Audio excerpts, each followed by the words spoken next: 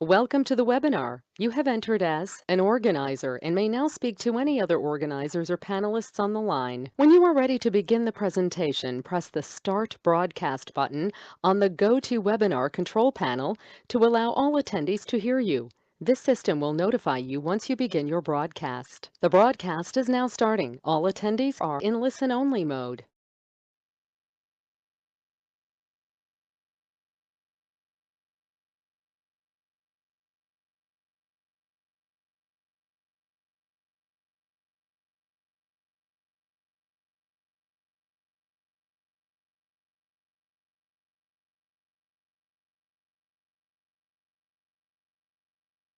You're listening to CFRN, the Christian Financial Radio Network.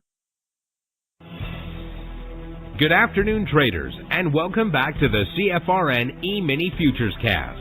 This is the daily broadcast of Indeterminate Length, where we discuss all things E-mini, along with some really big ideas on the finer points of trading gold, bonds, crude, sugar, the euro. Joining us today, Mr. Michael Borth. From our trading desk in Chicago, Mr. Burton Schlichter. Now, to get things started, let's go to our host and founder in Studio A, overlooking South Mountain, America's largest city park. Here's Dwayne.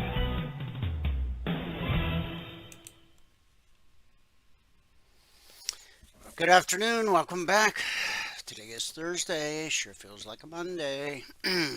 Anyway, hey, did you know that if you have a Netgear router and you buy a better, faster, more sophisticated Netgear router,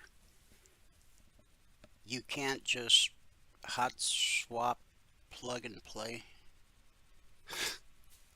Yeah, I know you didn't tune in for that, but I'm just telling you, okay?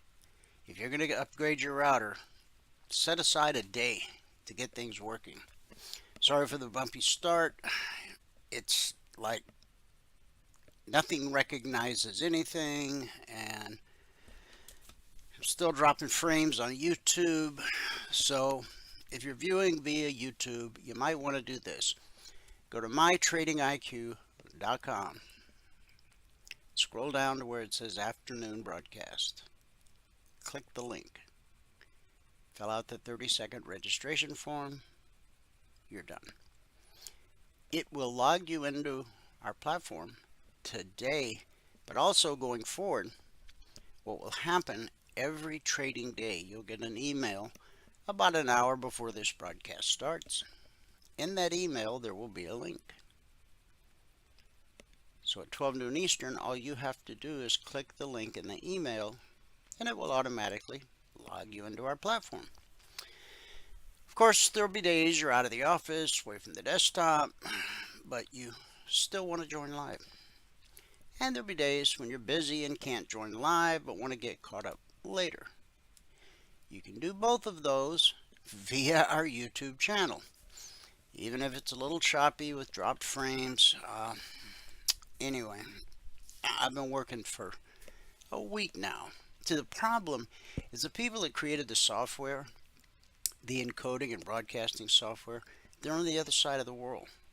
So when I'm awake, they're asleep, vice versa. Anyway,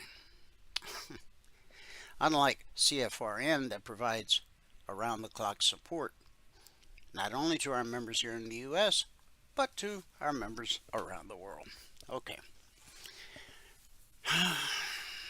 So what do you want to do? Did I say thanks for joining? Thanks for joining.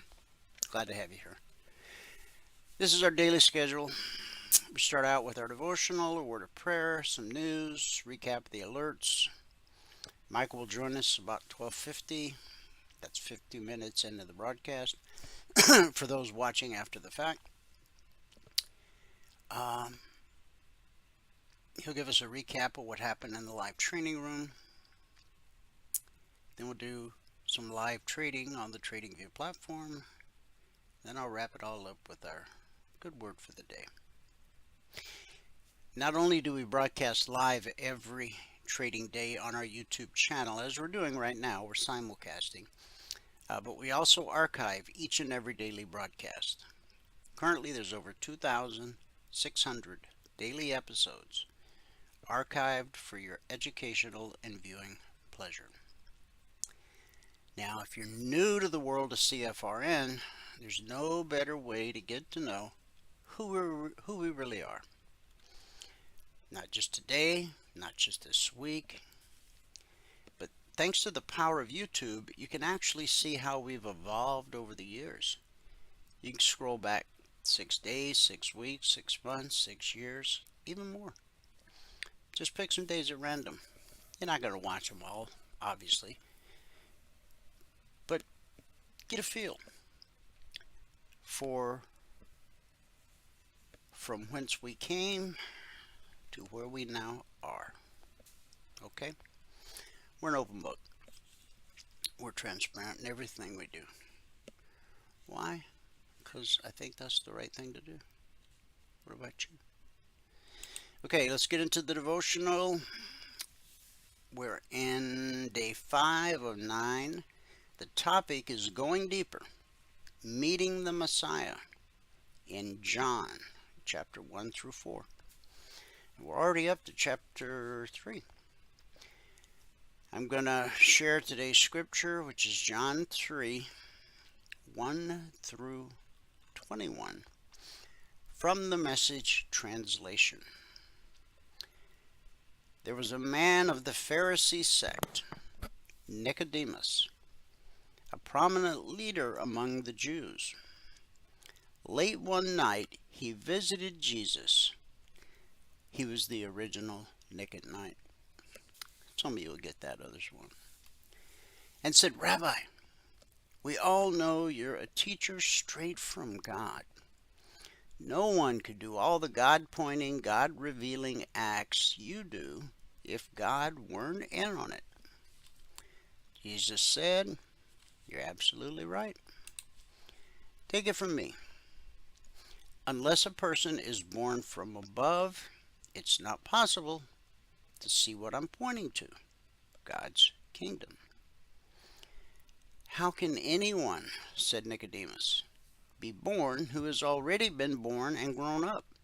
You can't re-enter your mother's womb and be born again. What are you saying with this born from above talk?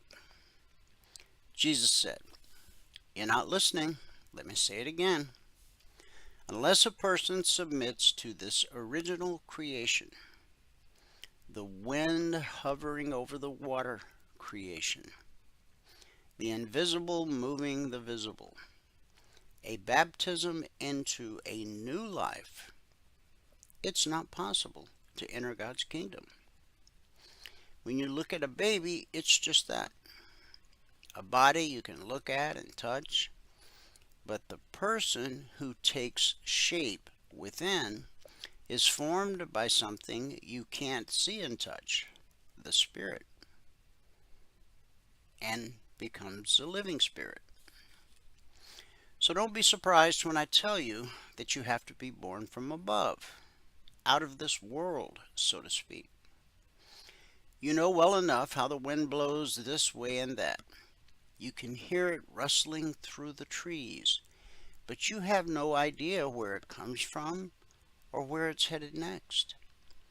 That's the way it is with everyone born from above, by the wind of God, the Spirit of God.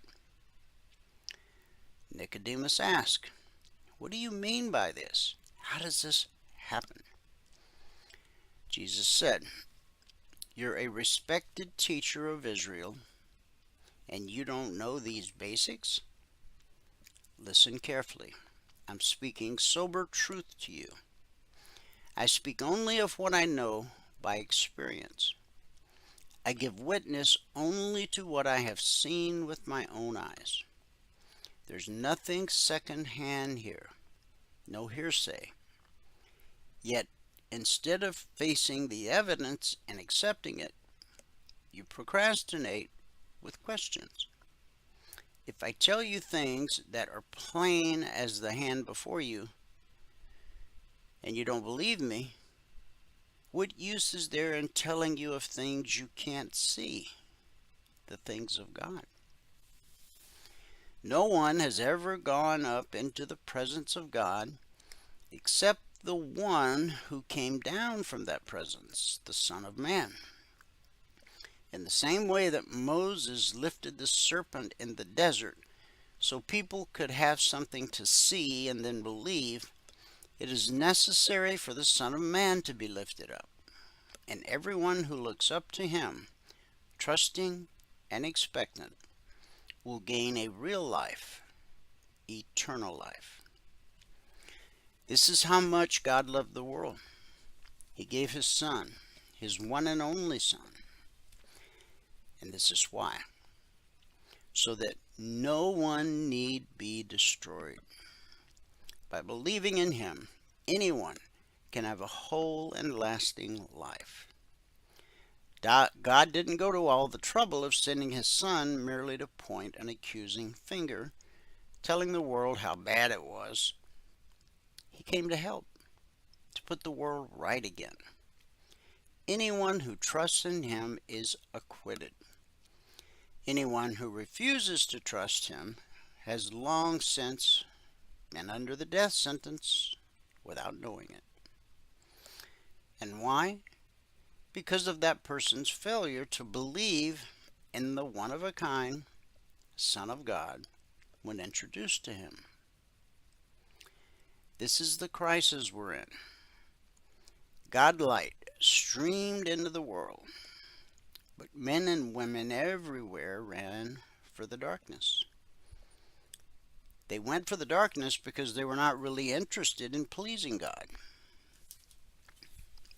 Everyone who makes a practice of doing evil, addicted to denial and illusion, hates God light and won't come near it, fearing a painful exposure. But anyone working and living in truth and reality welcomes God light, so the work can be seen for the God work it is. Now, again, that was John chapter 3, verses 1 through 21.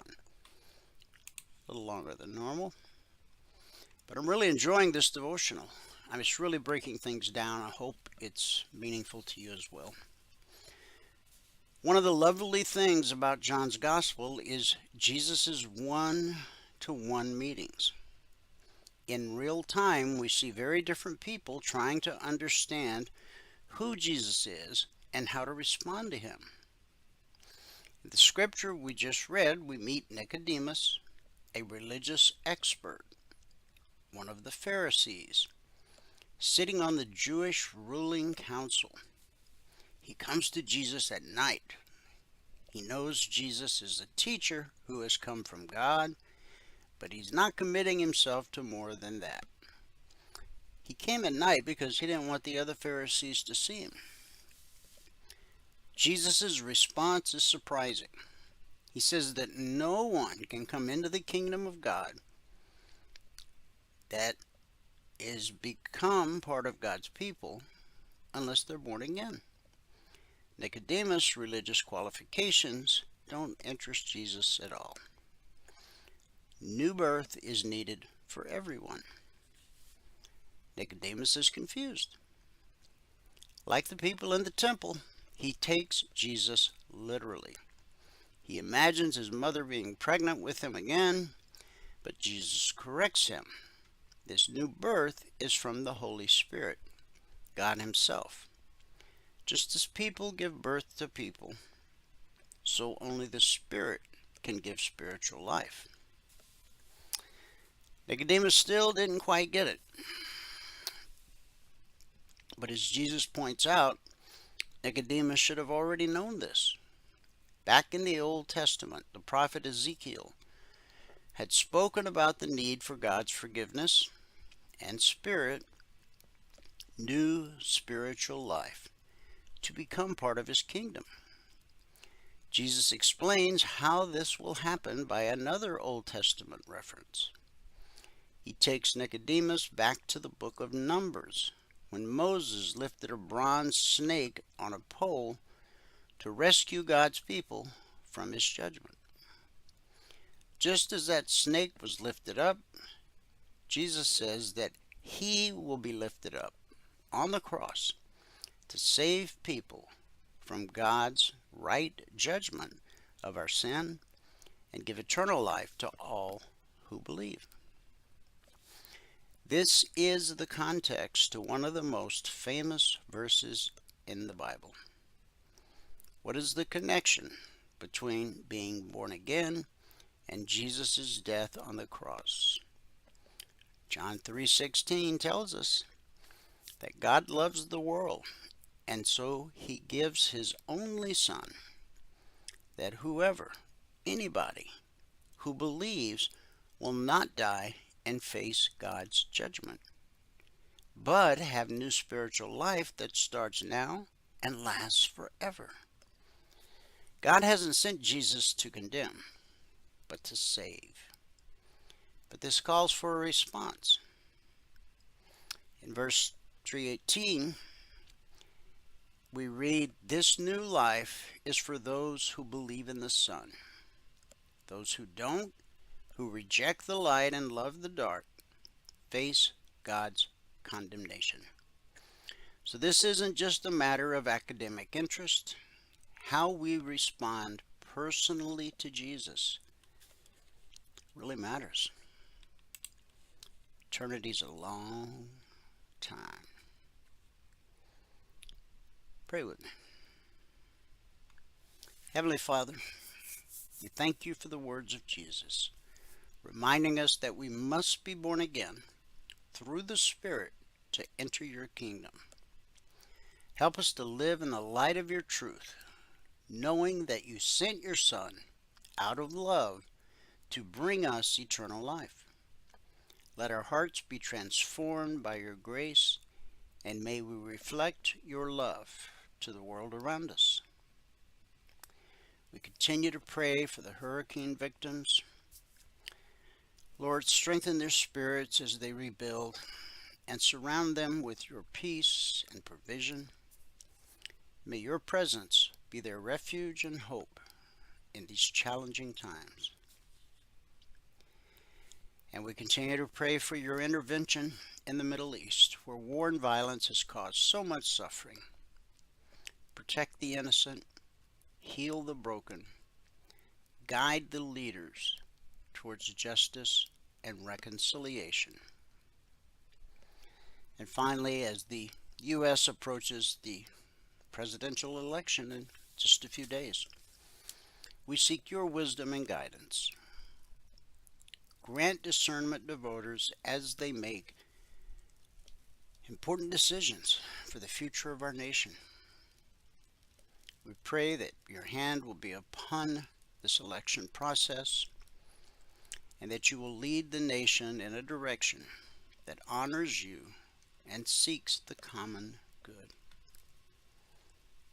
May your will be done.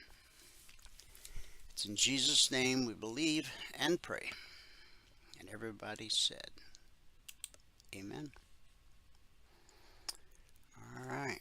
Amen and happy Thursday. Thursday means it is members only workshop tonight, 8 p.m. Eastern. Got to be a member to get in.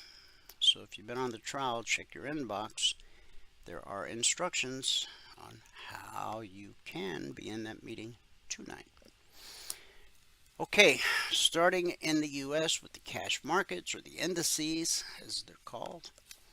The Dow is down 308 points. NASDAQ is up 51. S&P 500 is down 7. The Russell 2000 is down 5. So the NASDAQ's kind of sticking out like a sore thumb there. It's the only one in the green. But it's only 56 points, which isn't a lot for the NASDAQ. We like to see them all the same color. Maybe we will by the end of the broadcast. All right, crude oil down 90 cents, trading 69.88 last. I'm sorry, down 89 cents, trading 69.88 last. That's a drop of 1.25%, or $870 per contract traded. Gold's up $10, trading $27.39.60 last. Silver down 39 cents, trading $33.44 last. That's a drop of just over 1%. In the Asian markets at the close, the Nikkei posted a gain of 38 points. Shanghai dropped 22. The Hang Seng fell 270. That's over 1.25%. And in the European markets at the close, FTSE up 10, the DAX up 65, the CAC up 6. So we had a mixed day in Asia. It was a green day for the UK. Not a big green day, but a green day. And it is a mixed Radio Thursday here in the US of A. We got 3 of the major indices in the red. Now the Dow's pretty deep, 284 points. But the S&P is only off by 5. Russell's only off by 6. But the NASDAQ is green by 60 points. As a futures trader, we don't care if they're all red or all green. We just like to see them all the same color. Because we can be long, short, long again, all in the same hour if that's what the chart in front of us tells us to do. When they're all the same color, that's when you get better follow through. And when you put on your trade properly, at the right time, following the proper directions, it almost seems like magic. It's not. But it kind of feels that way. All right, let's do news.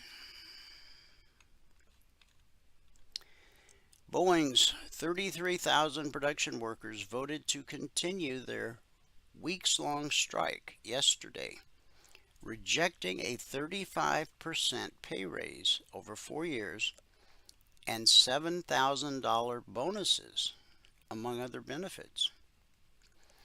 The vote came as Boeing reported a $6 billion third quarter loss, raising its full year losses to $8 billion amid quality concerns over its 737 MAX aircraft and all kinds of other things. And Boeing just can't seem to catch a break.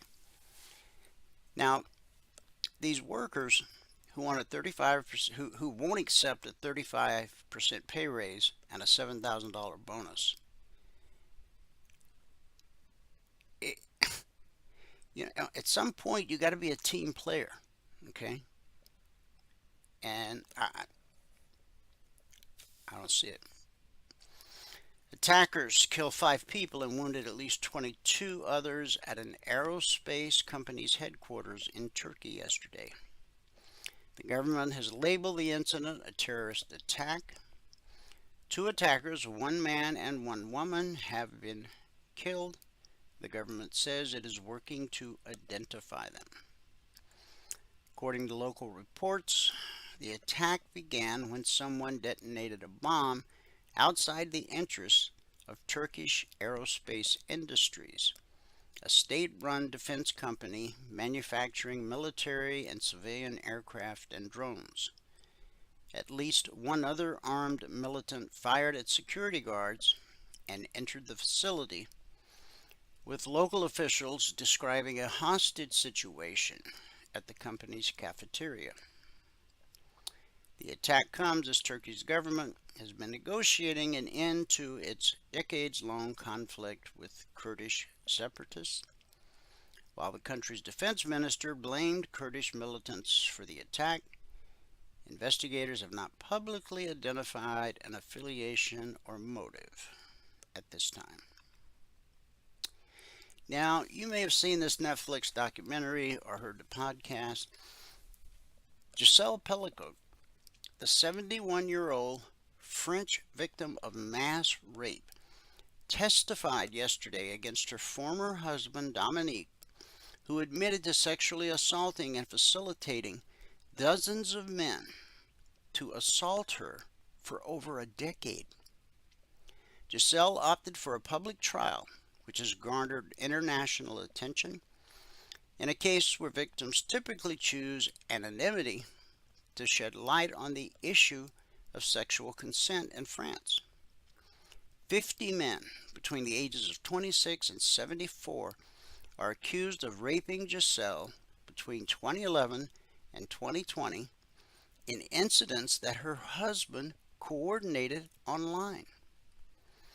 Dominique, who was married to Giselle for 50 years, admitted to placing drugs in her food to facilitate the assaults. She was knocked out cold. Over 20,000 labeled images and videos discovered on his devices showed the incidents. Each of the defendants, there's 50 of them, 51 counting the husband, face up to 20 years in prison. Man, that's just so sick. I can't even imagine. The person you're supposed to love and cherish forever? Really? Tesla surged this morning after mixed third quarter earnings results after the bell yesterday. Investors cheered beats on adjusted earnings per share and higher gross margins, in addition to the news that Tesla's cheaper electric vehicle is on track for production next year. Elon Musk also said on an earnings call that Tesla's volume growth could be 20 to 30% next year.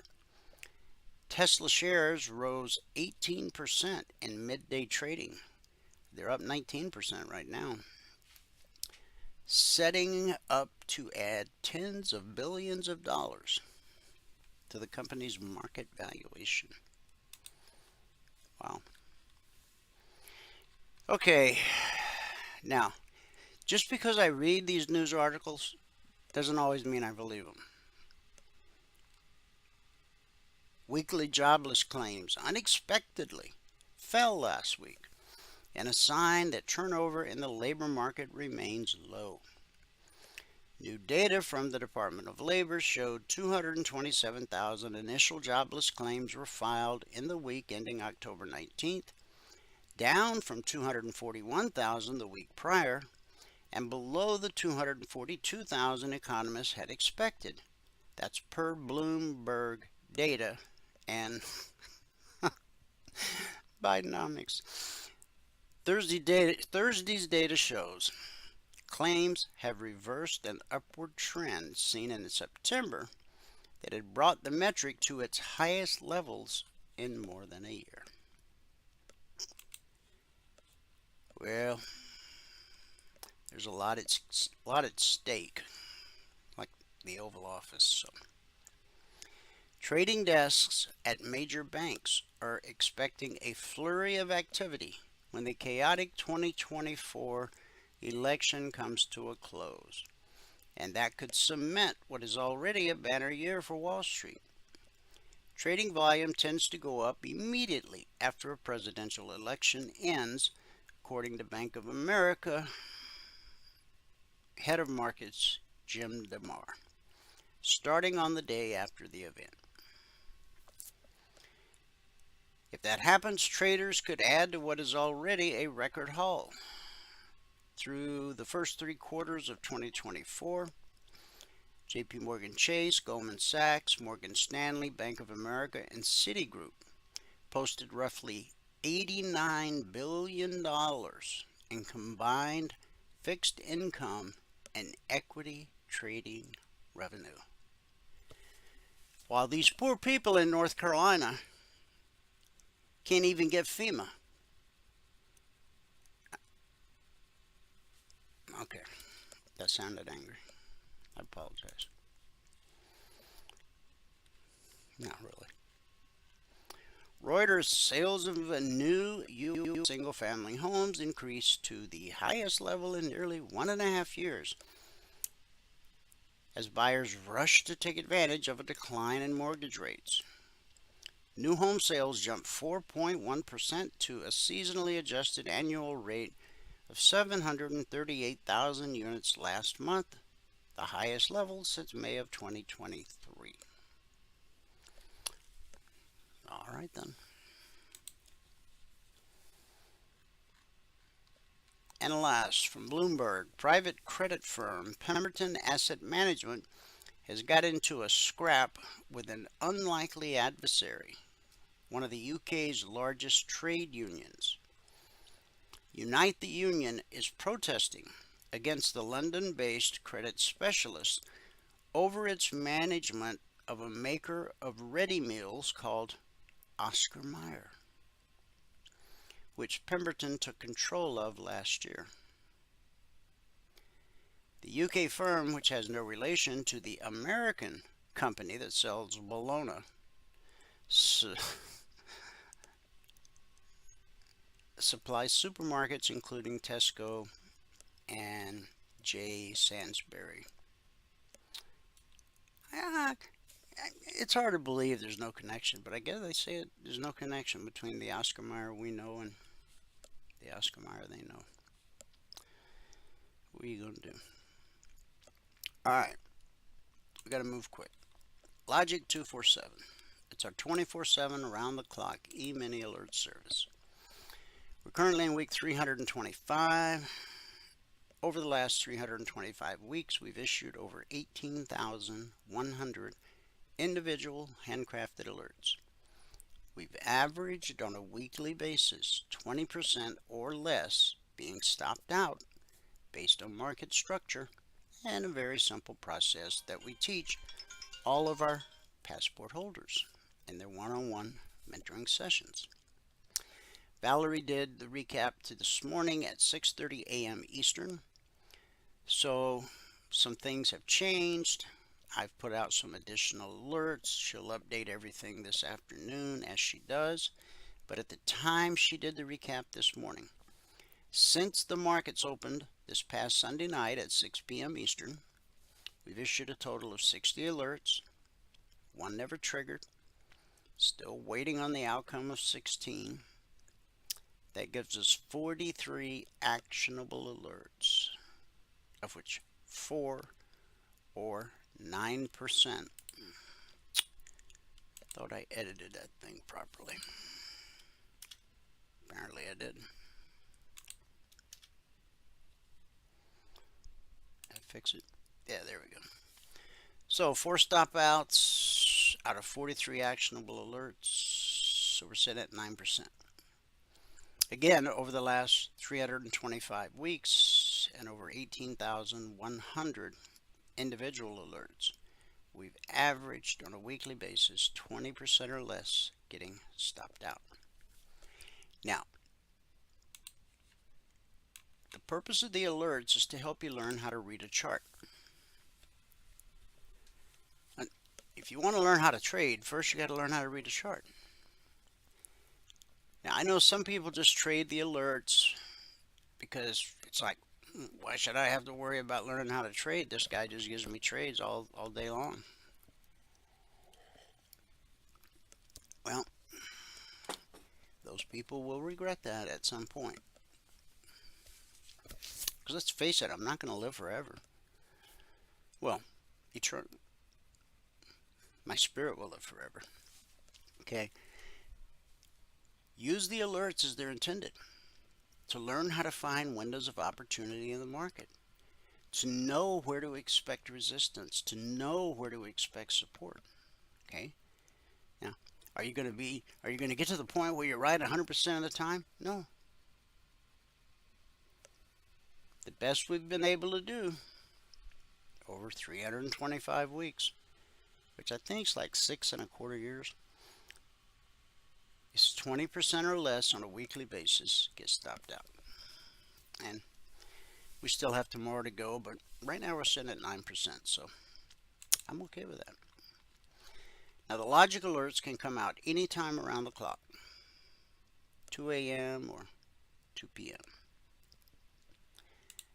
Futures trade around the clock, and we have traders around the globe. But our original alert service, the concierge trade alerts, they're posted shortly after the Globex opened each evening. Okay? If you're a member or trial member, make sure you read this and understand this. Okay? If you don't understand it, ask questions.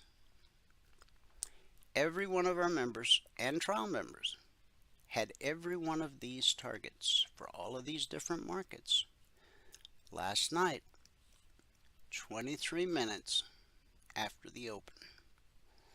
So in other words, just before the first 30-minute candle closed. All alerts are created on the 30-minute chart. Not because there's anything magical about 30 minutes. It's just a time frame I chose years ago. And if it ain't broke, leave it alone. Alright, the green line, it's called the BBC, stands for Bull Bear Cross. When price crosses below the green line, we're bearish and expect lower prices. Price crosses above the green line, we're bullish and expect higher prices. Lower prices, higher prices. Price always reverts to the mean. In our case, the mean is green. It's called the BBC. Lag and a retracement, pull back hell. Lag and a retracement, pull back hell. Eventually, price will trade through, but then it pulled back, and the pullback held. And then we got another leg, and the pullback held. Get the idea?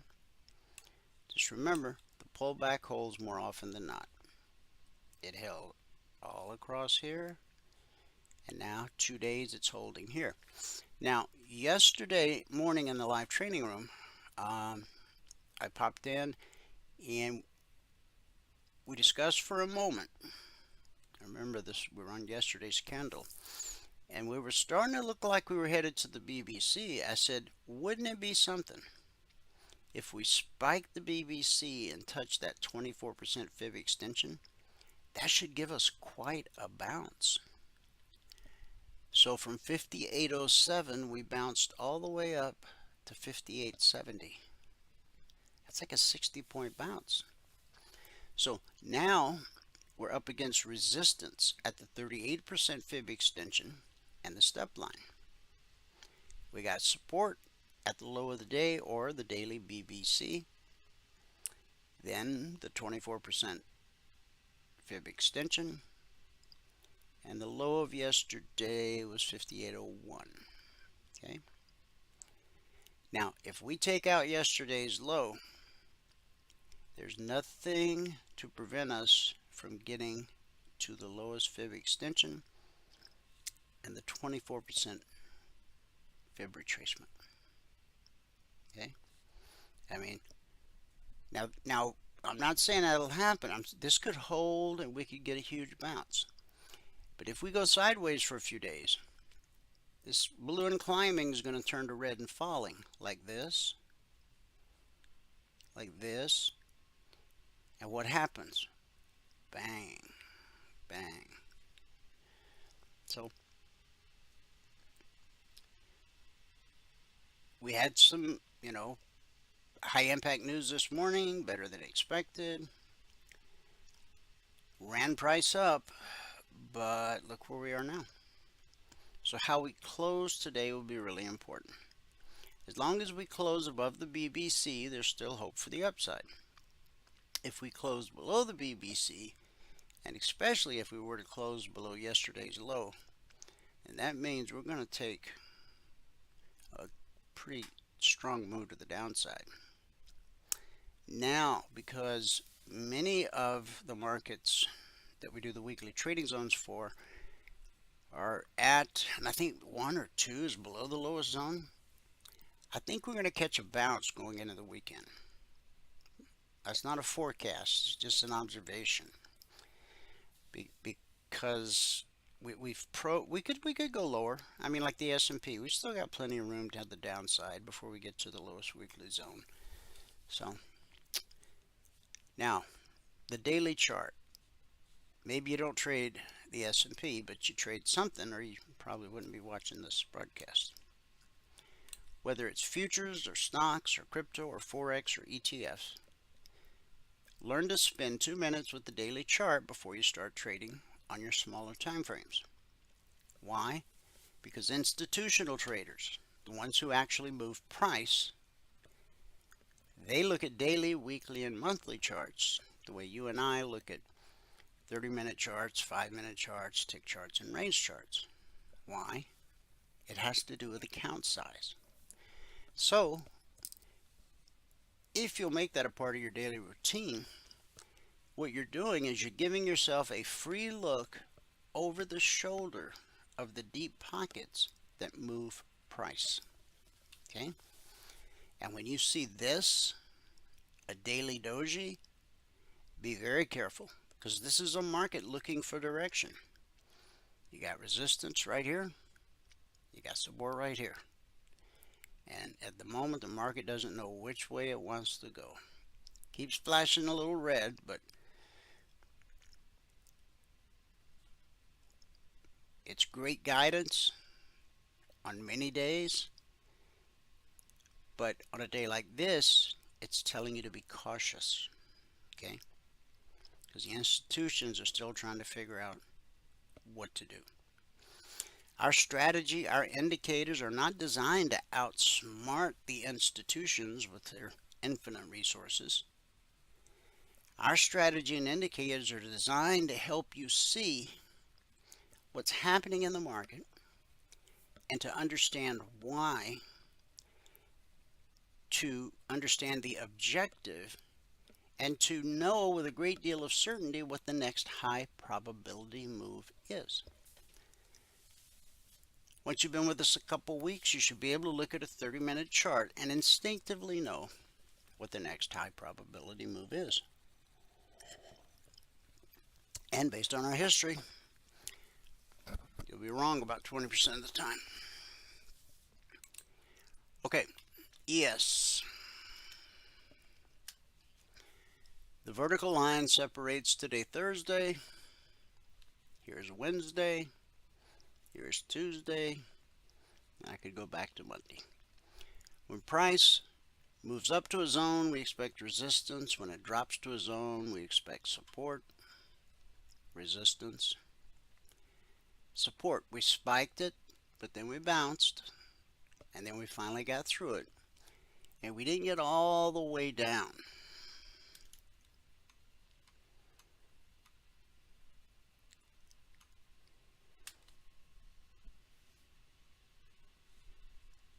See this right here?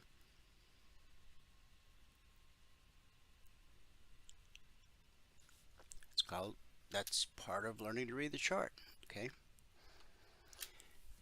Okay, so we opened last night, and we were below the BBC, but we had blue and climbing. That's resistance. This is support. Support 1 got us above the BBC. Price rarely travels in a straight line. You get a leg and a retracement. A leg and a retracement. A leg and a retracement. The pullback held, the pullback held, again and again. These are 30-minute candles. The pullback held. And that sent us up to the long target and to the weekly zone at 58.64/65. Now down here, this is the lowest zone for the week for the ES. Okay.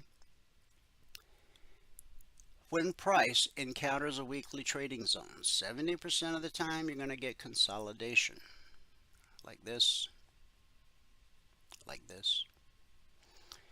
20% of the time you get rejection, and 10% of the time you get what we call the slice. And when I come across an example of those, I'll show you. So, price could not break above this weekly zone. So when the market finds resistance, it's going to go look for support. Now, on its first trip down, found it here. Now, this was an overshoot of this low right here. Okay? But you should have been expecting support in this area. Okay? Push this back up to red and falling. Price will try to get to the BBC if it can overcome red and falling. If it gets back to the BBC, we expect it to be resistance until proven otherwise. Just like when it pulled down, we expected it to be support until proven otherwise. And this is where it was proven otherwise. Okay? So, there's a great little window of opportunity right there. 58.33 down to 58.28. Conservative. That's a 5-point window of opportunity. $250 per contract traded. If you've earned the right to trade 10 contracts, $2,500. That little area right there. 5 points. Okay. Again, that's part of learning to read the chart, so that you instinctively know what the next high probability move is. You're able to identify windows of opportunity. And then you just sit back. Now you might ask, well, what happens if this candle just keeps going and going and gets above the long target? That's a simple question and a valid one. You would then trade this window of opportunity from 58.60 up to 58.64. 4 points. So if all you do is trade the ES, there's your 2 trades. Okay. Now, it works the same on every market because all markets trade the same. Price flows the same across all markets and all time frames. Futures, stocks, crypto, Forex, ETF. From support to resistance, back to support, back to resistance, over and over, again and again. Never-ending cycle. Nature abhors a vacuum, so do the markets. Either this space is going to get filled in or this space. By the time we talk tomorrow on this broadcast, I'm going to suggest that one of these 2 windows will have filled. Okay. The Dow. The Dow was a sleeper last night. It just consolidated along the weekly zone, and that is the lowest weekly zone for the week on the Dow. Now, we've published the zone since December 14th of 2009, almost 15 years. Even though we've dipped below the lowest weekly zone, based on 15 years almost of history, we expect that by the close of business tomorrow, price will be at or above the lowest weekly zone. Right now, if we went and looked left, we could find out why there was support here, why you should have been expecting it. Okay. Price will attempt to get back to the BBC, but it could run into trouble right here. And if it does,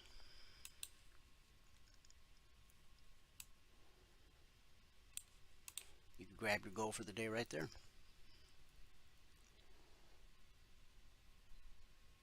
On the long side, I wouldn't want to mess with it till about there. 90 up to 40. It's like 50 points. You'll need 20 points to get your goal for the day. Down here we got 42,470. So that's 30 points. You only need 20 points to get your goal for the day on the Dow.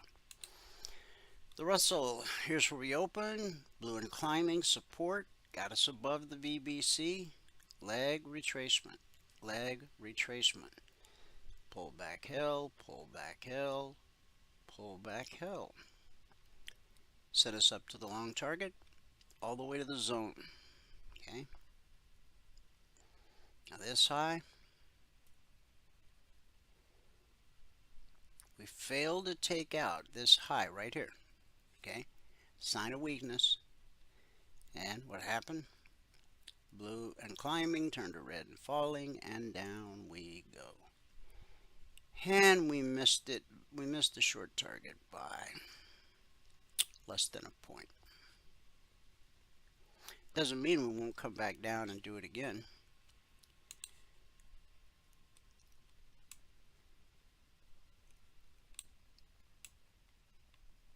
Here's a nice window.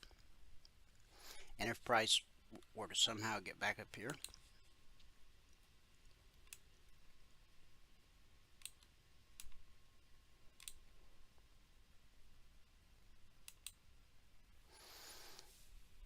in Q, let's shrink this up a little bit. See how it works? Support, resistance, support, resistance. Now here we overshot, and on the NQ, we still have one more zone down below, down there. Okay. Now price has come down hard twice and got rejected both times before we could even get to the zone. So the NQ just might be getting ready to turn around. Okay. If it gets above this zone, then you've got potential resistance there and there. Is there enough room in there to get your goal for the day?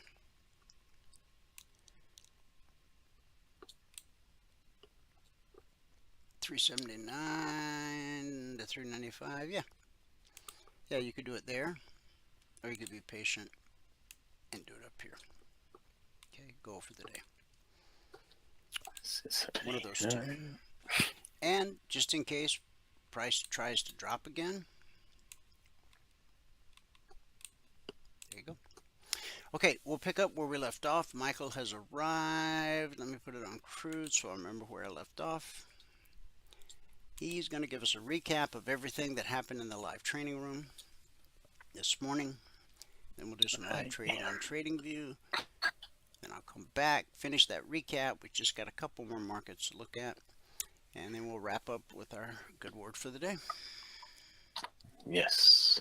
Hang on, let me bring the charts over here. Here they come.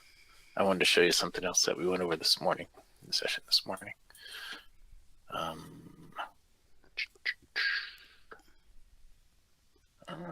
Let's look at this. And I wanted to look at the chain. Remember, you see my charts right now? Yeah. Remember what we talked about this morning? This is the IWM. And Right. when it was up here, I was saying what this means, the delta, what that means, if price drops by $1, that value should go up 51.8 cents. Well, we were saying it right here at 220, and prices dropped down here a little below 219, so it's dropped about $1.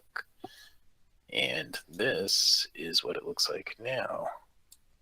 167. So it went from $1.08 to $1.67, $1.69. Well, right in that range right there. So it did pretty much exactly what we thought it was going to do.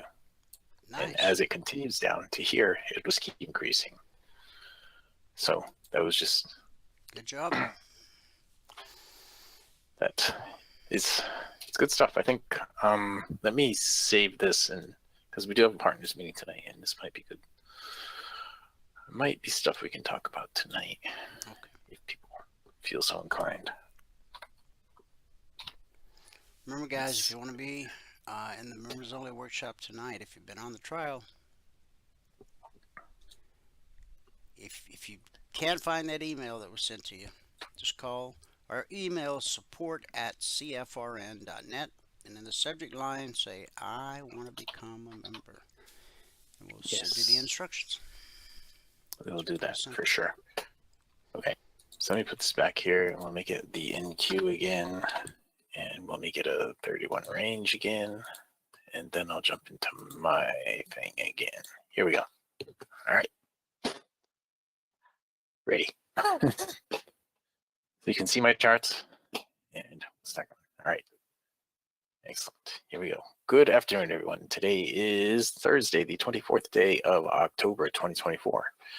If you've not taken a free trial with us and you want to, click on the purple button right here. So sign up for your free 5-day training now, 9:15 to 11:30 Eastern time. There's no credit card required for the trial. None required for that trial.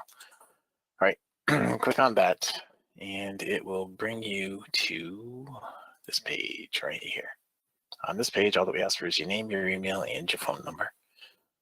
Fill out the multiple choice questions down here. If you have Ninja, you want to use Ninja charts, give us your machine ID. If you have TradingView, give us your username.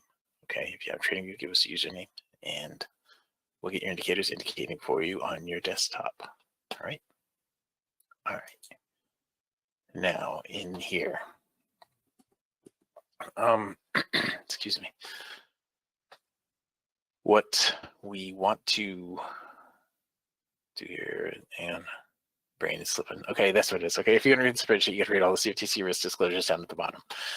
Today is the 24th day of October 2024. We're up 144 ticks on the NQ, minus 25 on the Russell, minus 49 on the YM, and minus 2 on the ES. So the NQ is what ended up pulling us out today. We had one stop out there, we had two stop outs there, and we had one win and one kind of mixed up trade there. That put us at 325 on the morning session. Today it took 42 minutes and 11 trades to get to the goal for the day at that point. We're at $1,450, and we took a total of 17 trades this morning. So on the month now, we're at $11,725 with one contract over 18 business days, averaging 651 contracts per day and $651 per day. On the year now, we're at $97,862 with one contract averaging $486 per day.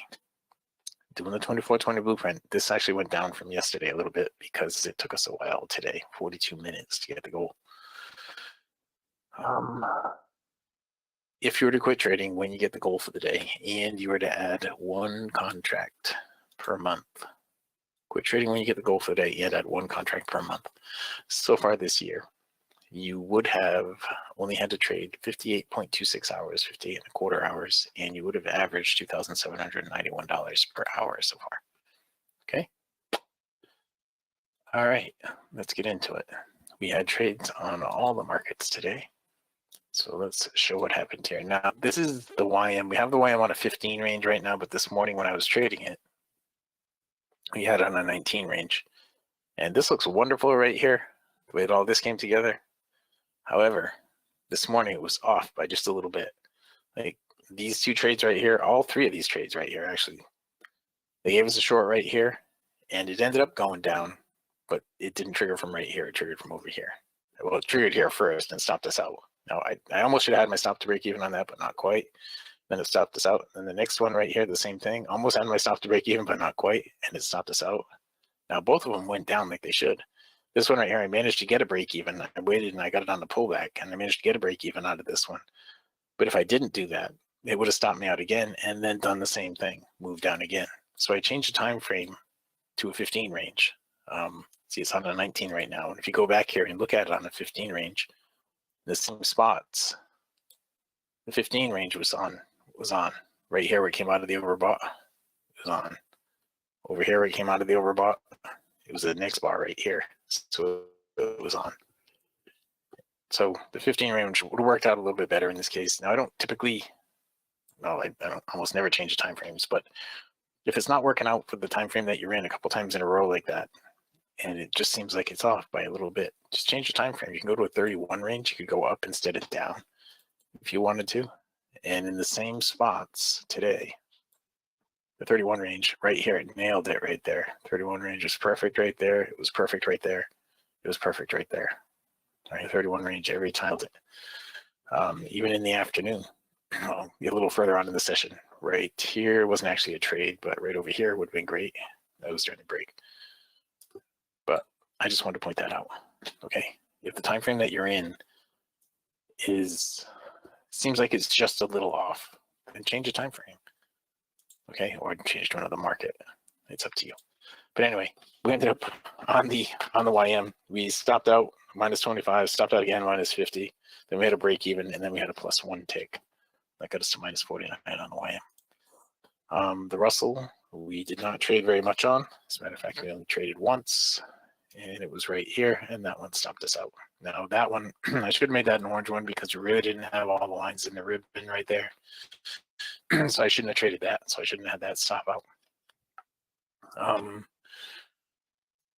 I don't remember what this is from. I don't remember what that's from, but is that today even? Yeah, it's today. I don't remember what that's from. But anyway, doesn't really matter. During the break, it looks like right here is the only trade during the break. Right through here, we had all this. The Russell was just flat all day. It really didn't get much. And we got the one stop out that I shouldn't have had a stop out on. I shouldn't have actually even taken the trade. So that was a mistake. And you'll see here on the ES now, I don't know what I got going on there. This is on a 7 range. That needs to be, it is on the 7 range, okay. Something is wrong with this. Let me go here to a 30-minute, back to a 7 range on the ES. Okay, that looks more like it. There we go. So on the ES, our first trade here was a +2, and then our next trade over here, I should not have stopped out on this. I should have had my stop at break even right in here.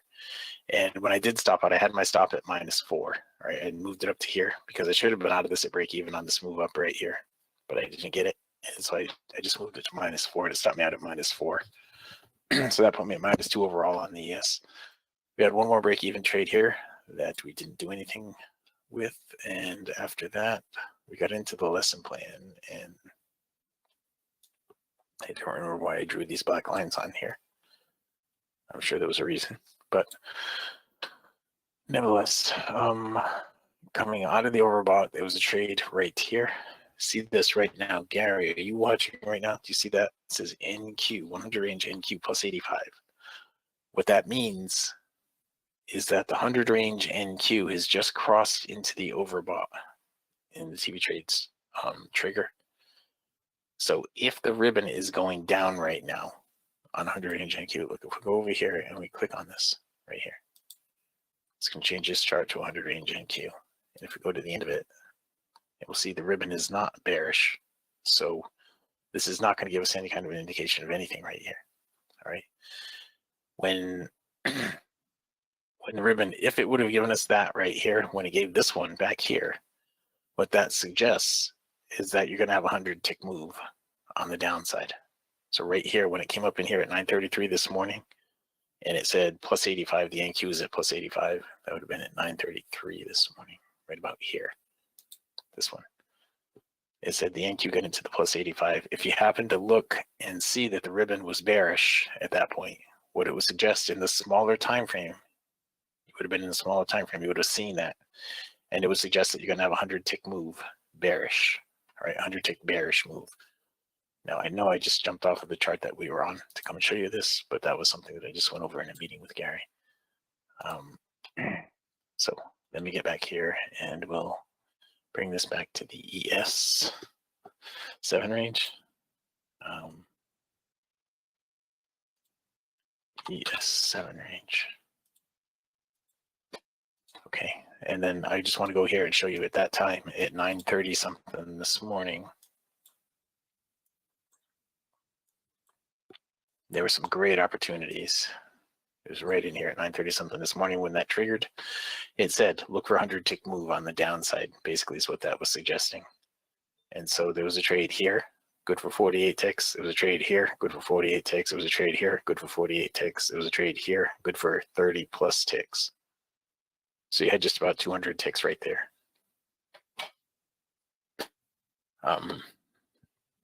Those of you guys that are watching, I'll talk about this more in the meeting tonight. Yeah, we'll get into the meeting tonight. So for right now, let's just do this. We'll finish up with the NQ. We had to do the NQ anyway. Our first trade on the NQ was this one right here, and we stopped out on that. Now that was a mistake. I should have had my stop at break even. I should definitely not have stopped out on that, but I did, minus 36. Then we got it back here. We got 48 on that, brought us to 12. We got another 8 on this one that got us to 20. And then we had a break even, then 48 there got us to 68. Then looks like 16 there got us to 64. And then 8 got us to 92.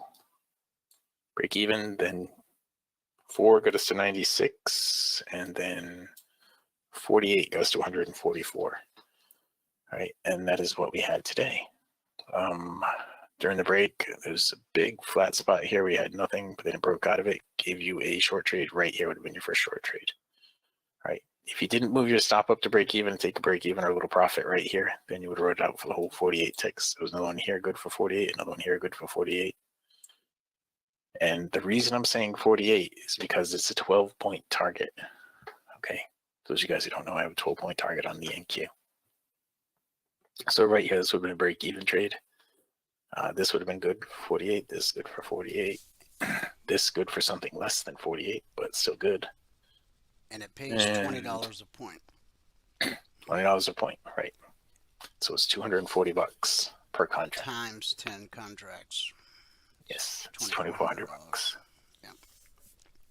Every one of those that I get, that you see, when I say this is good for 48, this is good for 48, this is good for 48, every one of those that I get with 10 contracts on is $2,400. Minus a little bit in commission. And the commission isn't that much, really. It's not. Not anymore. And sadly, all that has to change. Anyway, right here, there was another one right here that was good. That wouldn't have gotten the whole 48. We'd gotten some profit out of that, but it didn't continue up to 48 before it pulled back. And it didn't continue the trend until just recently. And so you wouldn't have a trade here until it gets into the oversold. And that's where we are right now. That's it. All right, that is our morning. So right now, the ES had a trade right here a minute ago that didn't put it in a higher swing. The Russell had a trade right here that is still in progress, has not put in a lower swing. The YM 19 range, nothing in there. So we're waiting for trades everywhere right now. Okay, the NQ's just about got one here, but it didn't come out of the oversold. So it's not a trade here yet. Now, I typically would have had an order waiting there and I'd be in this trade. But the way it's playing out, we're going to have to wait for the next bar to give us the up close. All right, this bar right here. It's got a low 69. You'd be buying. Where's my DOM? Yeah, we're trying to find it. Trying to find it. you'd be buying 77, I think, right? It's got a low 69. Yeah, so you'd be buying 77. There it is, and here it is. Okay, so that's the way it would play out. And so this should have a 36 tick stop on it, but when it gets up to 80, it gets 4 points in profit right here, 81.25. I'm going to bump the stop to break even. Okay, that's what we're looking for. That is what we are looking for right now. And it should get up there. The prior swing high is up here at 85. Up here at 85. So that's where it's trying to get to right now. Okay.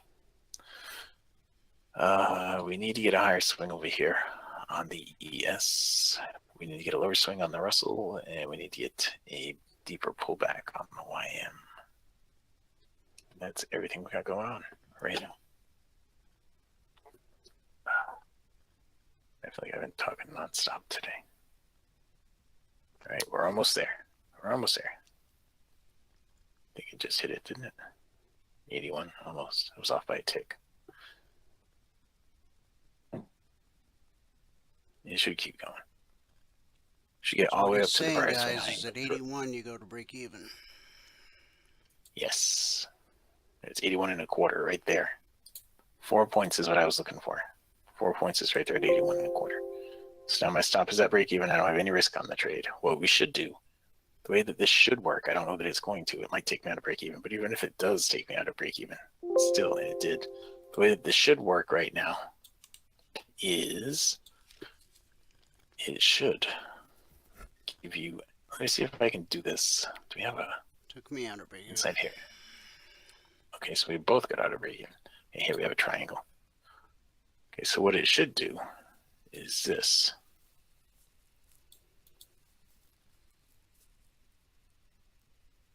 Okay, that's what it should do. It should exceed that level right there.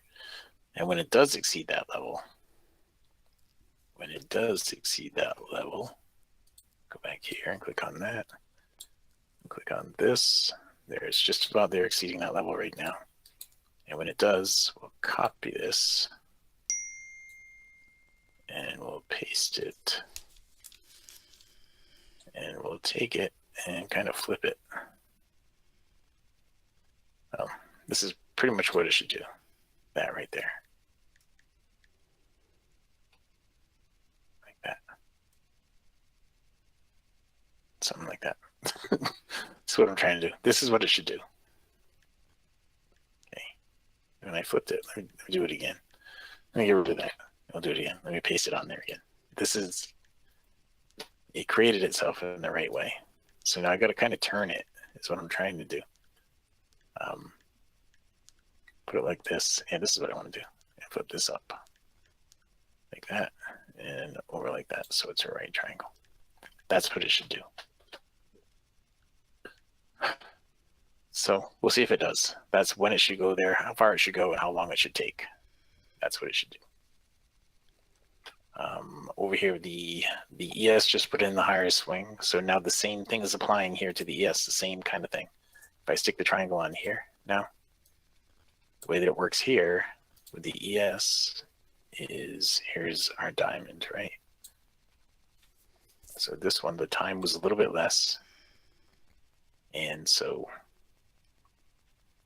it would, let's copy this one now. Copy that, and we paste that. And come on, here it is. I'll bring it here. And bring this over here. And this down here. Make it a right angle. NQ's about ready to go again. Yep, the NQ is just about ready to go again. So this is all good. This is what we should see. Okay, the ES is getting ready to go again. The NQ is getting ready to go again. The Russell's getting ready to go. It needs to put in a lower swing from that last one that the Russell does. The YM needs to pull back. So we'll watch the ES right here and the NQ right here. Okay, where they need to go right now. NQ? 30, it's going to be 750, 77.50. 77.50. Yep, that's where it'll be right there. And on the ES, it's going to be at 50.50. Okay, that is what we're looking at right now. Let me slide these around a little bit more. Slide this over here like that. Put this in here. Now the bottom of this is still in the same place. It's coming off the BBC and the weekly trading zone. 69.50 plus 8 is going to put it at 77.50. Right, that's why we have that there. This one is plus 2 points, 8 ticks. So the low of this, I think the low of this is right here. Let me just click here and make sure the low.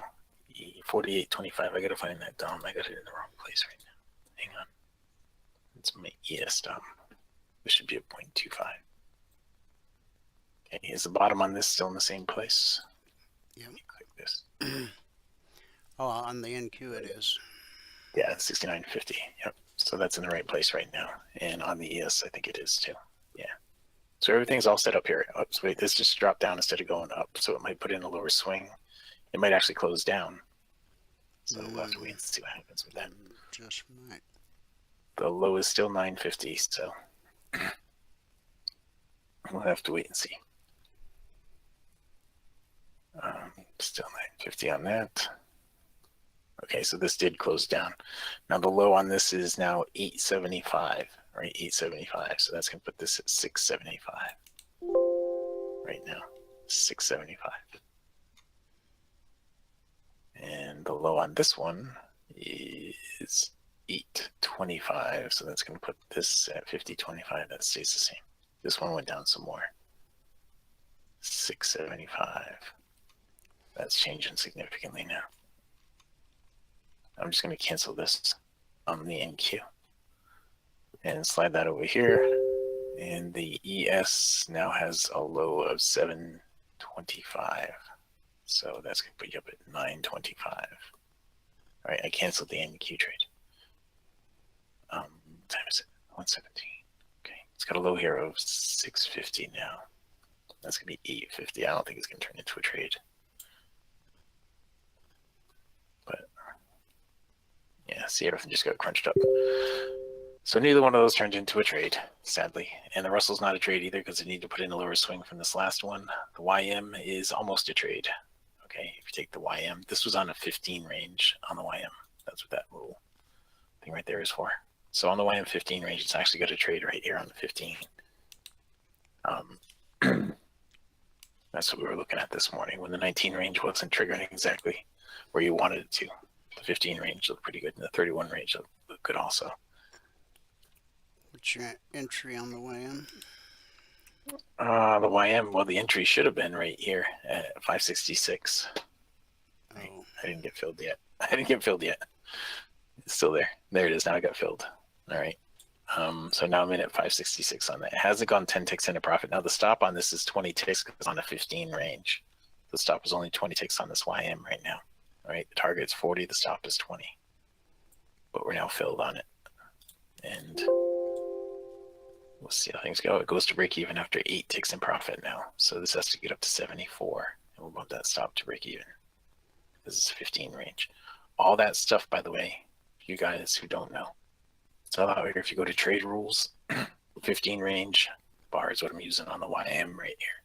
It's got a 20 tick stop that trails to break even after 8 ticks in profit. Okay. Oops. Keep dropping that thing. All right, so let's get it up here to 74, and then the stop goes to break even. Okay, we're almost there. Almost there. One more. I don't know. It should go right now. I'm looking up above it right here. There it is. Okay, so now we'll hit break even, and we'll bump that stop to break even. Now I have a 40 tick target on this. I'm just going to lock in 1 tick on here. I have a 40 tick target on it. So we'll see how it goes from here. The prior swing high is right here at 590. So right there would be a good number for it to get up to. At 590, and that would be 24 ticks if it gets up there. 24 ticks. Okay. Nothing here, and nothing here right now. So the YM is our only trade.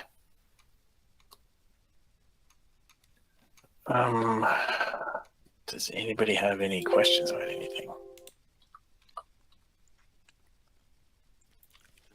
I want to see how this is doing. No, and we had that on 100 range. Okay, so it's gone all the way down to here to 1850. We're looking at it when it was up here at 20. So it's gone down $1.50. That should have been $75 or so in profit on the option, for each option contract. And it cost $106 to get into the option. So at that point, they should have been worth about 100, 180, $185, something like that, when it got down to here. Okay. And I will do my best to explain all that to everybody tonight if you're in the partners meeting when the lock-in 10 ticks on this YM trade. Now right here is the swing high. You see that big number right there? That was part of reading the DOM, the lesson plan today. It's trying to get to that number, and that happens to be right at the swing high. So that works out perfectly. Symmetry again. Symmetry in the numbers. There it goes. I'm going to lock in 12 ticks on this now. Every tick is $50 for me. I got shut down on that YM trade. You did? Yeah. I am still going. I went to break even plus a point, plus a tick. I didn't even think it came close to that. Okay, we're going to get all 22 right there, I think, and 24. There it is, all 24. 24 ticks. So that was, from beginning to end, I didn't hit the record button on that one either, D. I should have probably hit the record button on that one. That was a good trade from beginning to end. The whole thing, we were able to narrate the whole thing. All right. So it is now 1:22. We now have 8 minutes left. And I wanted to see something in here. Let me click that and that and that. Now, I replaced the NQ with the IWM. This is an ETF for the Russell 2000. It's the first time I ever really looked at it today. And it's acting the way you would expect it to act. It's doing everything that you would expect it to do. And these close at 4 p.m. I don't know. Let's go back to a 31 range, and we'll change it back to the NQ.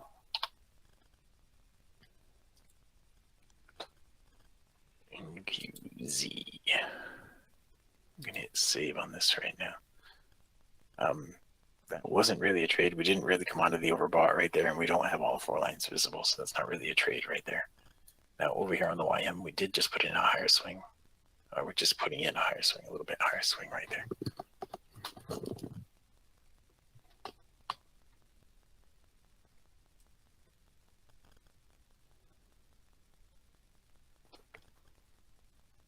All right.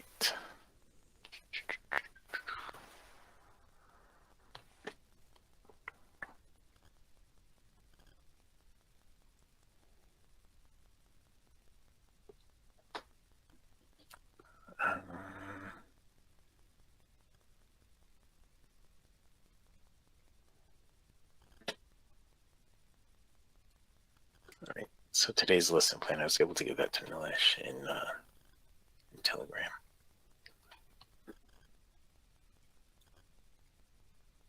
And let's see.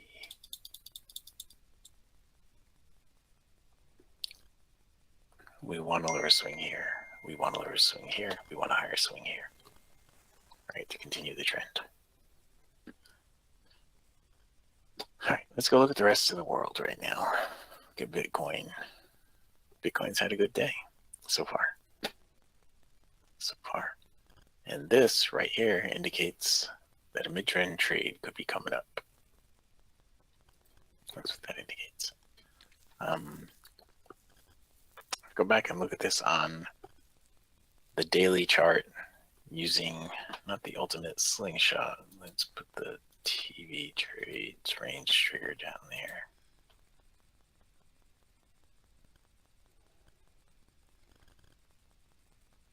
And this bullish move right here suggests, well, if it's going to do what it's done in the last few, 98.60, it's gone about 5,000 points every time it's commodity oversold. So 5,000 points from here would put us up over 70,000, just about 71,000. It's pretty good if that does work out. I'll go one more in the XAU USD. We looked at this yesterday. The fellow that asked us about that yesterday, he never did sign up for the trial. I know he's out here right now. Oh, the guy from yesterday that was all excited to take the trial? Yes, he never did sign up for the trial. Huh. I don't know if Well, he's if you're out listening there right and now. listening today, what was his name? Stop Trap or Trap Stop or Trap something? Trap, you out there? Something like that. But he never did sign up for the trial last night. We cannot turn your indicators on until you sign up for the trial. Yep. If you need some help, if you run Can't into help you if you don't confusion, give us the information. email us support@cfrn.net. It's really simple to do. But we're looking at the XAU USD, and he was looking at it. Remember, he was looking at it on an hourly. Yep. Actually, a couple hours, wasn't he? All right. And so He was looking yesterday, at 1 hour, 4 hour, and then for direction, he was using daily, weekly, and monthly, I think. okay. Well, the ribbon got all crunched up when it pulled up into here. It did give a down close right there that didn't go anywhere yesterday. It's still a little bit crunched up where it is right now. But it came out of the oversold. The ribbon was all crunched up, and it's not really a clear signal that you'd want to go long on right here. It did come out of the oversold, suggesting it was going to go up, and it did go up, but it's not a huge move. Now, we also looked at it on the 1,000 range. That's what it was set to. It's 1,000 range.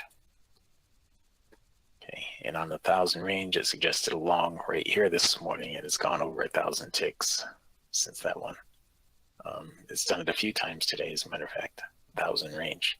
Along there that went 1,000 ticks, along there that went 1,000 ticks, along here that went 1,000 ticks.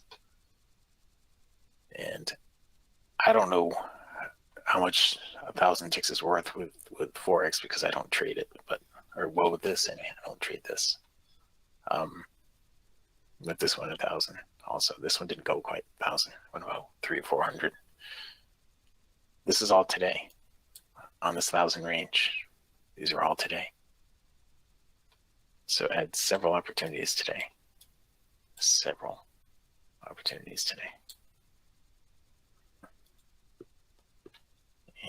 And that was that one. Now, what else did we look at yesterday? The NQ is about to set up again here, guys. It's overbought. It needs a down close. Now, we didn't end up getting a trade on the last one because it fell right through everything. But right now, what you'd be looking at, 59 down to 51 is what you'd be selling right now. 51. Look at this. Selling 23.51. 23.51, yep. Yep. That's exactly what you'd be selling right now. And still be selling that right now. Okay. And nothing on the ES, nothing on the Russell, and nothing on the YM. The YM did continue up. Using the diamond principle, the YM should make it to right here. I'll put the mark on there for you. Should make it to do that, double it over, bring it up. Right there is where it should make it. We're still looking at the same number here on the NQ. I lost my DOM, but we're looking at the same number so far. Let me bring that DOM back up. Here it is. Okay. When I refresh the Russell, looks like there was a long, sure. Let me slide this over and pin it. Let's just go here and then back there. Were my charts messed up on the Russell? You're talking about this pull out of the oversold right here. It's a stretch. I mean, you could have taken it in there if you did take it. Just make sure the top of this is in the same place. Okay, so this is not going to be, it's going to be 52 now on the NQ. 52. If you did take this, it's a little bit of a stretch to say that all four lines were visible there, but if you really blow it up, you can see it. They were. This was a higher swing, so you could have taken the trade from right here. It's gone up to the prior swing high, so that would be the majority of what I'd expect out of that. Okay. NQ just put on a higher high. It did, and it's all the way up here at 64 now, so now you'd be selling 56. 56 right now. It's going to stretch that out when it closes down. It's going to stretch that out so all four lines will be visible. Okay, but from the top is up here at 64, subtract 8, and there it is, 56. So I'm in at 56 on that. See, it filled me right at 56, which is odd. So when it gets down to 52, I'll hit the stop to break even. All right, it should go all the way down to 44. 44, my target is, look at that, it's right there. 48 ticks is right down at 44. So when it gets down to 52, right there, my stop is going to break even. That was 52.5. Hang on, my stop's not going to break even yet. It was 52. I thought it was 52. It was 52 and a quarter.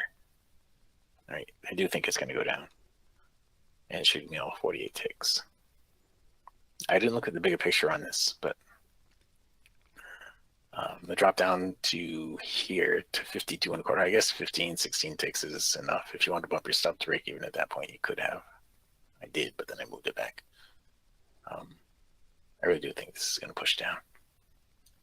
What are we looking at over here? The XAU USD. This is gold that's starting to move down. Let me slide this back and go back in here. So we're just looking at four things. Okay. Easier for me to focus. And I run over a little bit. And yes, Bart, I know we got to run. We got to do a meeting together, but we got to do it when Dwayne's not using this room because you and I have to use this room. Okay. I'll be done 10 minutes after you log off. Okay. All right. Well, I have something else that I got to do after that, but but it'll be free all afternoon. Okay. All right. I'll work something out, Bart. Okay. So this is going to get down to 52 like that right there. Stop to break even. Now it should go all the way down to the prior swing low, which is down here, and that's where my target is, right down there, all the way down there. All right. That's what it should do right now. My stop is at break even, so I'm not going to lose any money on the trade. I'm going to get a break even, or I'm going to get 48 ticks. It's going to be 0 or $2,400, and it's going to be 0. It just took me out at break even. And the commission, after the commission for me, in case you guys are wondering, it'd be $23.50 roughly. Even less than that, I think. Yeah, it'd be less than that.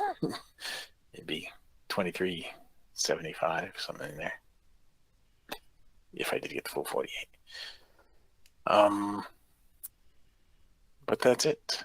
That's gonna be it, guys. I run over my time. I didn't even realize that. I ran over my time. I'm gonna wrap it up. Let me show you how to take the free trial. If you've not taken the free trial, go here to mytradingIQ.com. The homepage, mytradingIQ.com. Click on the purple button. There's no credit card required for the trial. When you click on it, it's gonna bring you to this registration page. Just fill out the form. All the drop downs, fill them out. If you have Ninja, give us your machine ID. If you have TradingView, give us your login ID. We really need the login ID for TradingView. If you don't have TradingView yet, get TradingView. To get it, all you need to do is go here to mytradingIQ.com, click on Trading Platforms, and follow the instructions right here. TradingView. Follow the instructions. Okay. That is it. That's all you need to do. All right. With that, I can pass it back out to fabulous Phoenix, Arizona, in Studio A, overlooking South Mountain, America's largest city park. Dwayne, if you are ready. Yeah, I guess so. I'll just exit this trade. Give me 1 second to see if it's going to drop. The NQ one? Yeah, I'm still in it. Okay. I got in a little bit lower than you did. Oh, so you didn't get to break even yet. Okay. Nope. few more. Come on. It should push down. I mean, if you watch, the leg length is right here. That's your leg length. So that's what it should do. It should repeat that leg length over here. Okay, that's what it should do. Higher. Now, if we look at the bigger picture, was this a pullback in a bigger move up? Well, yeah, it kind of was. Looking left, it should get down to here, which should be enough. It's going to find support. Now, there's a little bit of buying pressure right here. There was, and it pushed it back up to there. If it breaks through there, then it should get down to here, which would be good. But so down to 50.75, so you got quite a bit lower than me. Because I was in pretty much right where I was supposed to be, at 52 or right around 52. And I'm sorry, not 52. I got in at 53 and 3/4. Okay, yeah, I got in right around 56 is what I was trying to get in at. So yeah, you're off by a couple of points. Yeah, I'm just gonna kill it.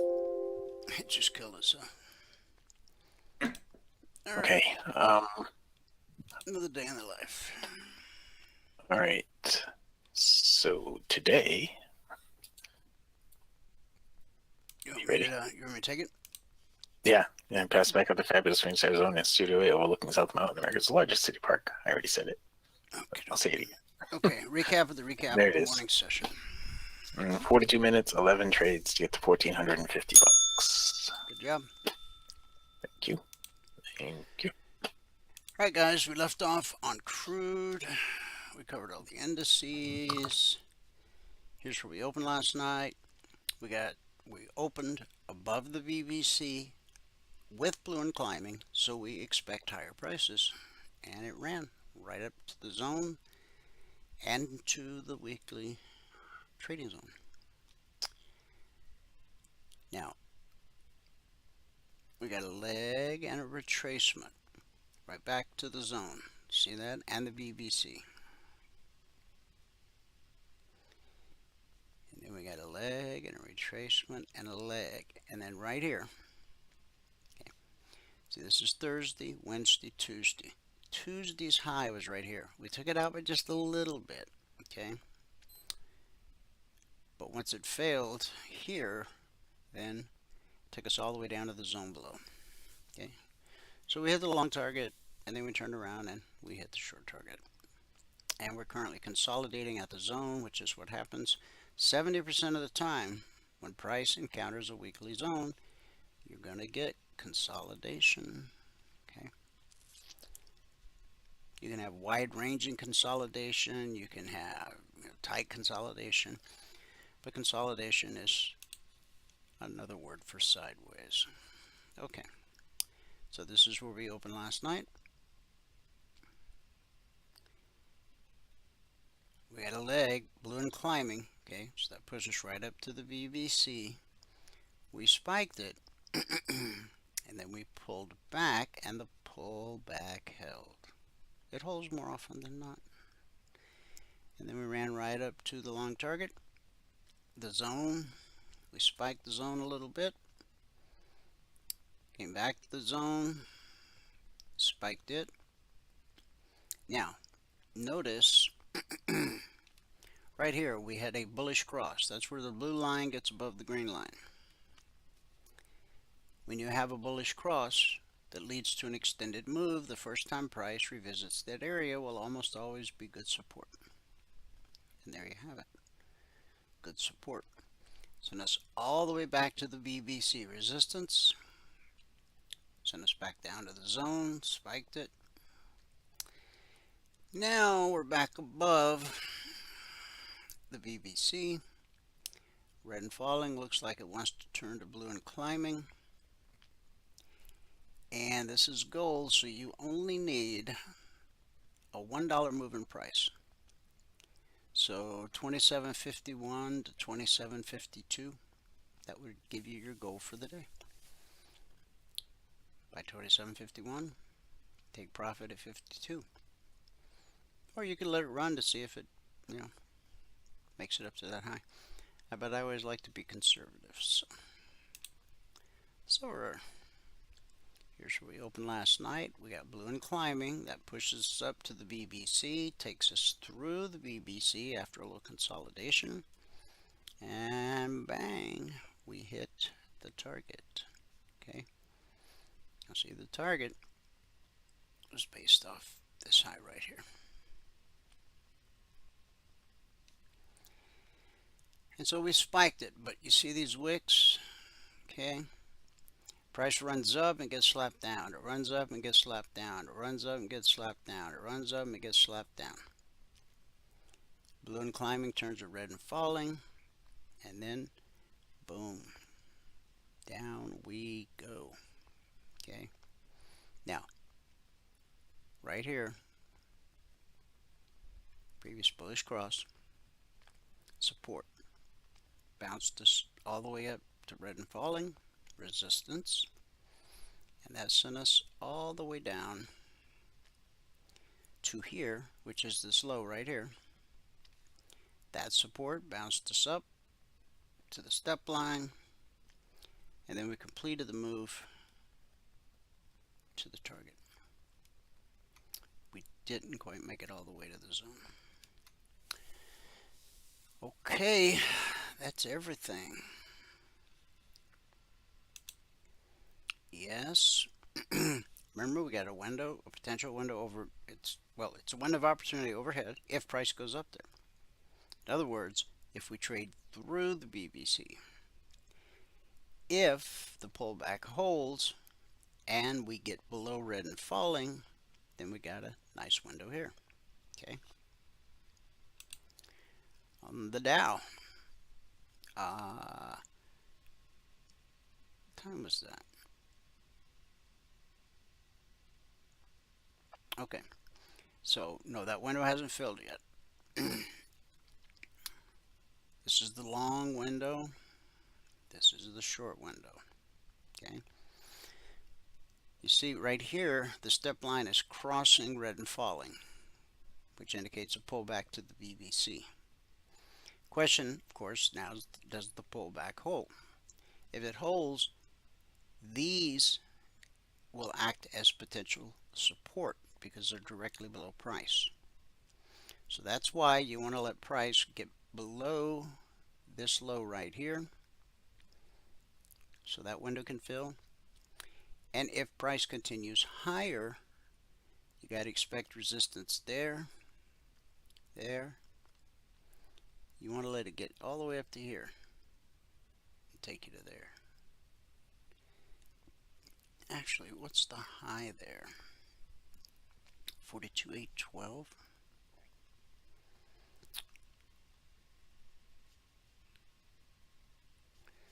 I misled you. This window should be more like that. See, when I look left, I'm above this swing high, and this high is right at the target. So we'll pull back down just a wee bit. Okay. What's this high? 42,812. So I'm going to push this up.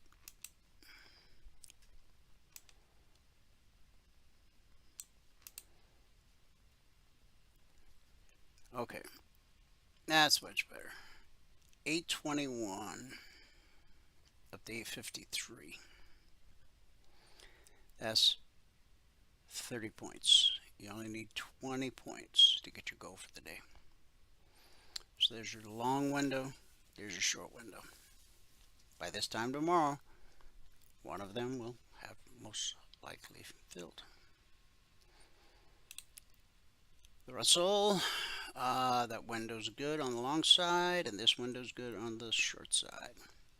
We already covered all this earlier in the broadcast. I'm just walking back through it again real quick.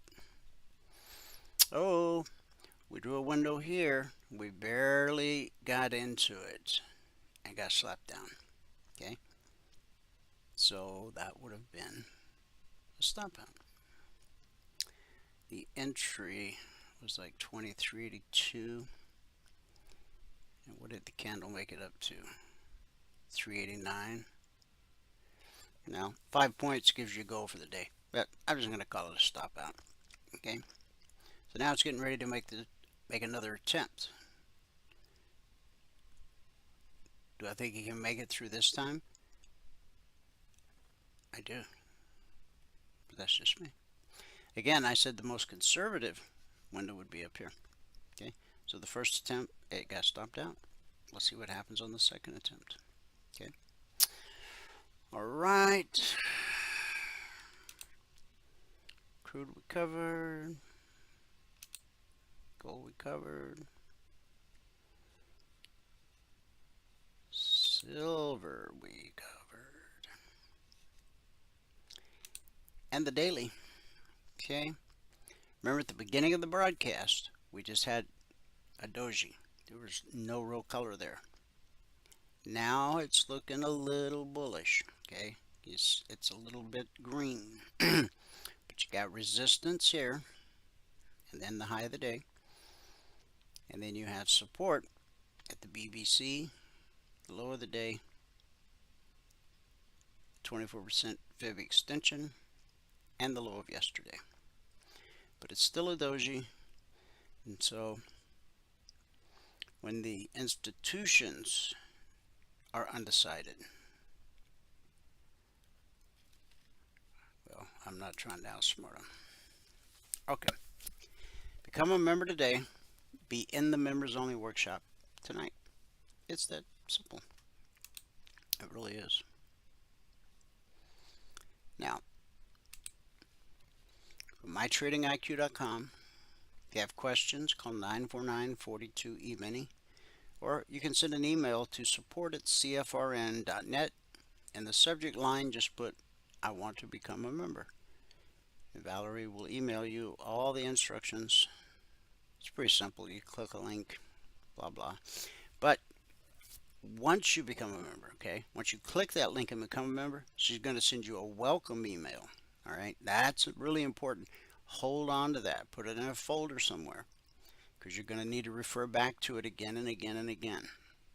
There's a lot of information. It won't make sense to you at first. Just trust me. Hang on to it. Don't lose it. You're going to need it. When you become a passport holder by clicking that link that Valerie sends you, you get 2 hours of live training every trading day. Something 9 out of 10 new traders don't get. It's an interactive environment in live markets, live trading. Okay, along with 2 hours of group training every trading day, private one-on-one mentoring, strategy learned, the indicators you own as a passport holder, are fluid across all markets, all time frames.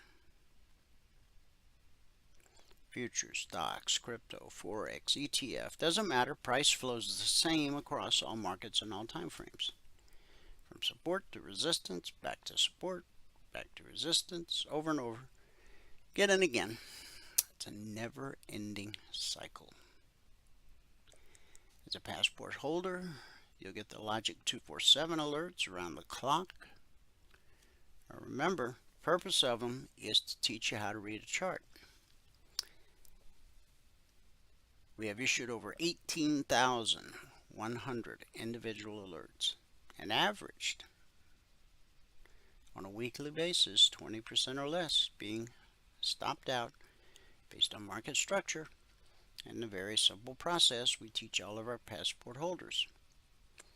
Now, market structure is carved in stone. It's not going to change. It's not like, oh, I learned how to do this and now everything's different. No. In fact, once you understand market structure, you could throw all your indicators out the window if you want. But I'm not suggesting you do that, okay? Because the indicators help you. They make things more obvious. It's easier to see them. And we only have a few indicators anyway. So, you get the logic alerts around the clock. Use them to learn to read the chart the way they're intended to, okay? You get the concierge trade alerts every evening shortly after the Globex open. You'll get the weekly trading zones every Monday morning, 6:15 a.m. Eastern. And you'll be able to attend the members only workshop tonight, 8 p.m. Eastern. And every Thursday night going forward. And you'll get the key to the vault to a bunch of previous workshops. Do you need to go watch all of those? Nah. But you can. The important thing to do is to just show up every day. You know, in most things in life, the most important thing is showing up. Okay? Show up, pay attention, ask lots of questions. Pretty soon, you'll be the trader you always dreamed of being. Okay? But you got to follow the rules. Got to follow the 24/20 blueprint. We give you the information. We give you the tools. You got to bring the patience and the self-discipline to follow the blueprint and follow the rules of the trade. We trade every market exactly the same. We don't change anything when we go. Oh, the only thing is in the live training room. On the Dow, Michael uses a 19 range chart. On the NQ, he uses a 31 range chart. And on the ES, he uses a 7 range chart. So, but other than that, all the indicators, everything, all the rules of engagement, trade management, it's all the same. Imagine learning one methodology and being able to trade any instrument in the world. Any stock, any crypto, any Forex, any ETF. Think about it. Ball's in your court. Send an email to support@cfrn.net, and in the subject line just say, I want to become a member.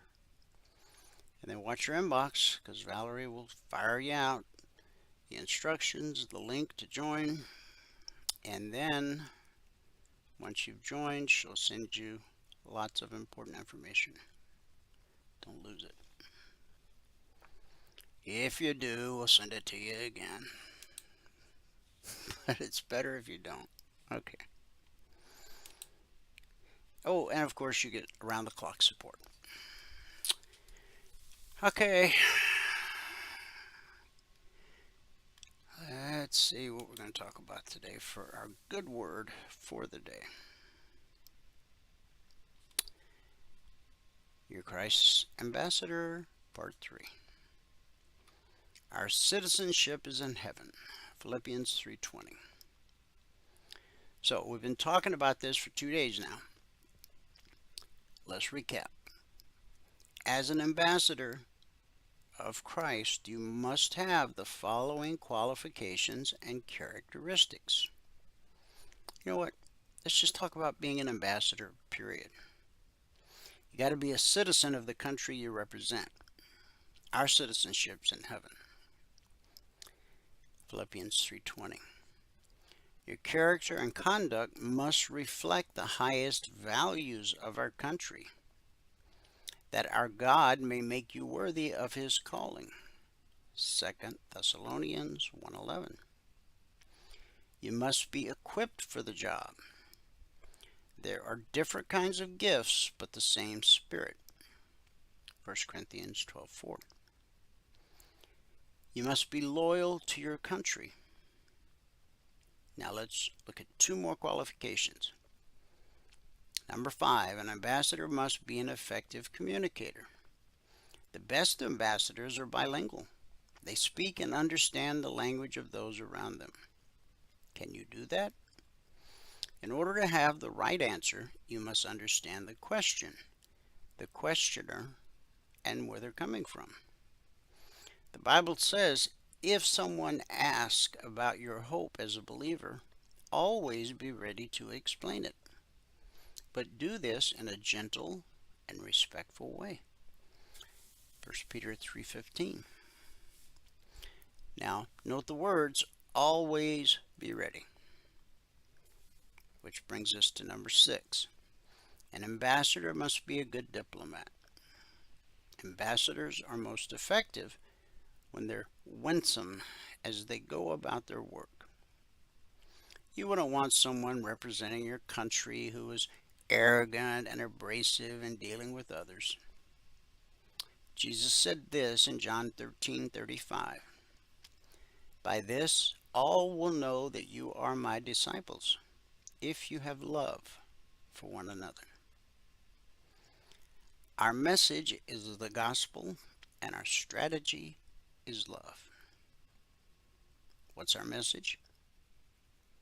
We are therefore Christ's ambassadors, as though God were making his appeal through us. We implore you on Christ's behalf, be reconciled to God. 2 Corinthians 5:20.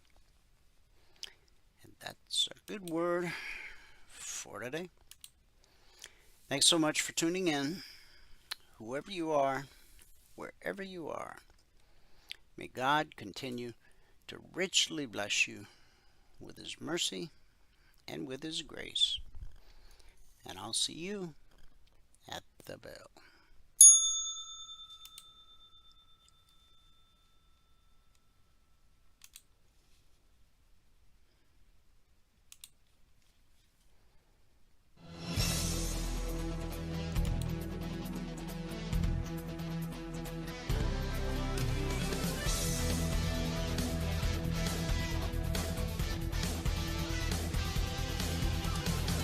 Remember this, there is no greater return on investment than to see a human life changed and given hope. As always, pray hard and trade safe. Any financial information discussed on this show is simply the opinion of our host, Dwayne Reeves, his co-hosts, and guests. To learn more about trading E-mini futures or to take a 1-week free trial in our live trading room, call 1-866-928-3310. 866-928-3310. Information discussed on this radio program should not be construed as a recommendation to buy or sell any security. Always do your own due diligence and consult with a licensed securities broker or financial planner before making any investment decision.